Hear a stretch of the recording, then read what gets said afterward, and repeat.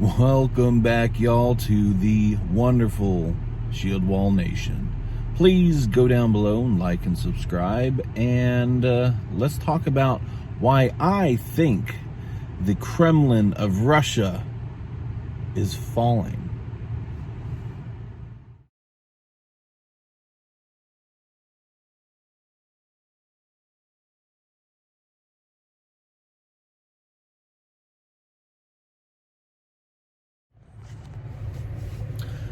So let's talk about the downfall of what I think Putin, what's coming of Putin. And let's first talk about his health. His erratic behavior as of late. It's not only noticed by our allies and our country intelligence agencies and the spies and what we have going on inside Russia, but also Russian diplomats and just Russians in general noticed that his decline in mental health has played a significant role in what's going on today. How so? Well, his erratic behaviors, how he has been acting towards our sanctions. He is extremely angry, they say, over the sanctions that we placed. Well, what else are we supposed to do when we can't necessarily put boots on the ground to help combat this Russian expansion aggression, right? So we put sanctions on them.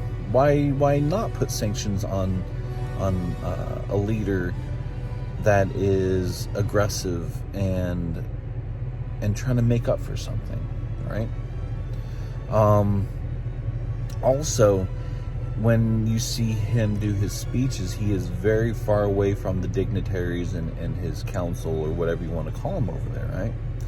Why is that? Is his physical health declining, where he doesn't want to be near anyone with the possibility of getting sick? Or is it just his way of social distancing, right? With COVID and everything going on, or maybe all the above, right? Who knows? So not only is his mental health declining, but his physical health. So kind of to touch on his mental health, more not mental health, his ego. I think ego would be a better way to put it. Let's touch on his ego. Why is he expanding so much?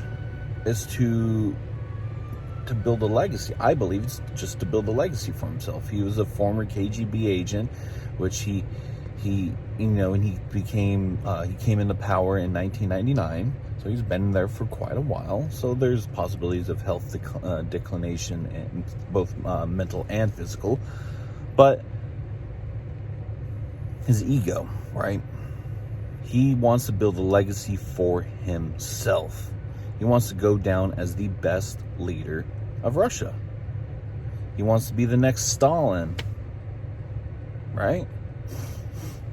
The Soviet Union was weak at the end.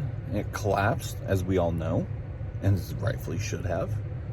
Now I think he just wants to build Russia back to its Soviet USSR glory days. That's my thought. Also, I think he's afraid. And I think everyone sees that he's afraid. Like, if you think in a real world situation, right?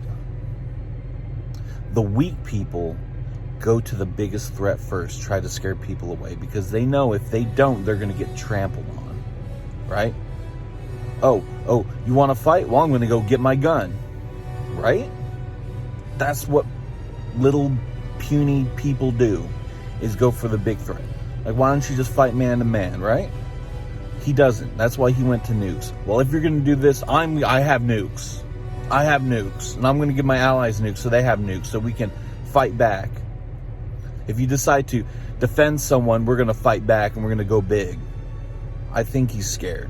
In fact, you know what? Honestly, I can just safely say I know he's scared. Like, who threatens big like that if they're not scared? Right? If he wasn't scared, he'd be like, hey, come at me. We'll fight this on the ground. We'll fight this through the air. Bring it on. But no. When there's a slightest hint of a threat, he went straight for the nuke card. That's classic 101, I have no balls. Simply put. Next, let's talk about the morale of his troops. Now, there's a video circulating of some Ukrainians captured some Russians and were interrogating them. And they're asking them questions. And it looks like it's the same tank crew because they were part of the same unit and everything like that. And one was a driver, one was a gunner. So I think it's just like the same tank crew maybe, or a tank crew, or multiple tank crews. But they were asked, like, what are you doing here? You know, why are you here? What's your plan? Stuff like that. And all of them was like, we had no idea we're coming here. We thought it was going to be a training exercise on the border, and then we got the orders to invade, which kind of makes sense. I mean, they were telling the world that we're training. Oh, we're training here. We're training. But I mean, it didn't look like training. But you know what? Honestly, I think the Gremlin, I'm not going to even call him a Kremlin, the Gremlin has such a hold on his people. One of two things, like he's good at manipulating people where they actually truly believe what he's saying, or they believe what he's saying in fear for their lives. Right?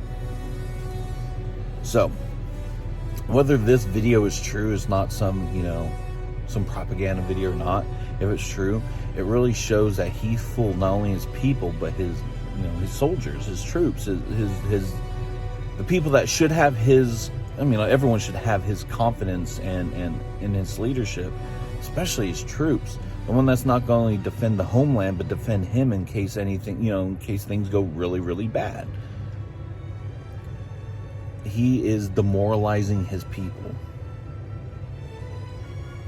That's not good. Lying to his people. I mean, I'm not saying our politicians are any better, but when you go to war and you want the backing of your people when you go to war, because war is a very, very exhausting time for people. Not only the military members, but also the civilians themselves. There's high taxes, constantly seeing war and death and destruction on TV. People are tired of it, right? So it's a huge toll on everyone.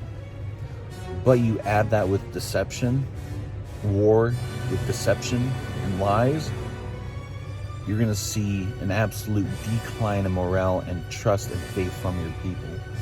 Whether they verbally say it, show it, whatever it may be, in fear for their lives, that the fact that the Kremlin will have hit orders on them or not, because it's happened, or the oligarchies within Russia will take care of it. Who knows, right?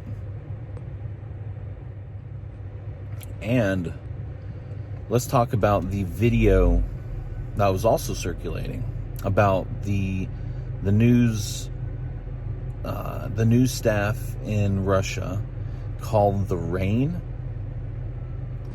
that just got up and walked off set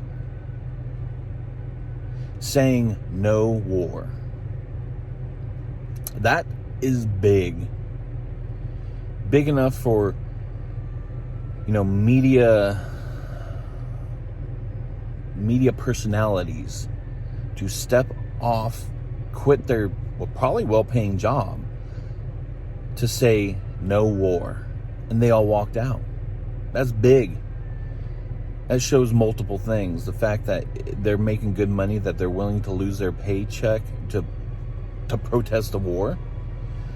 And secondly, is big on towards the people. The people see that. The people go, you know what? Yeah, we're tired of war, because I mean, most people are sheep.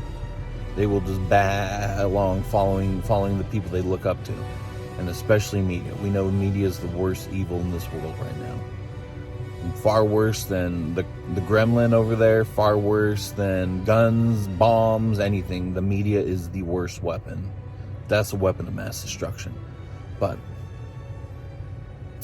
they walked out. And I think that's very admirable of them to do such a thing. Maybe face consequences that we probably won't even hear of. Who knows, right? So, something to think about right there. So, those are my bits of evidence, so to speak, of why I think the gremlin is falling. We got his mental health and physical health. We got his ego. We got the fact that he has small balls because he's threatening with big things way too quick. We have the soldiers saying that they were lied and deceived. And then last, we have the news media walking out. It seems like everyone's tired of him, his lies, his deceit, his aggression. Not only the world, but Russians themselves.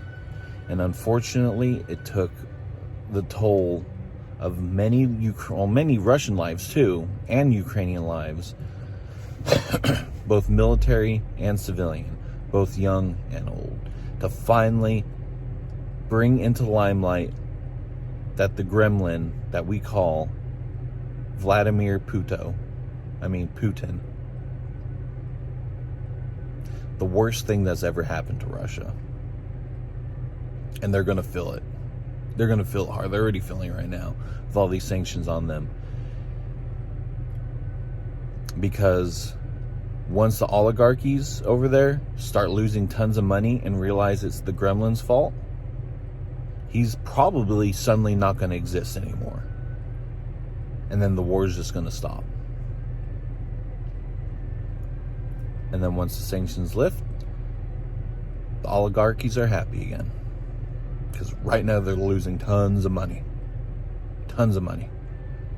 Because as of a few days ago, they're talking about, or they already did, remove Russia and China completely off the global financial platform.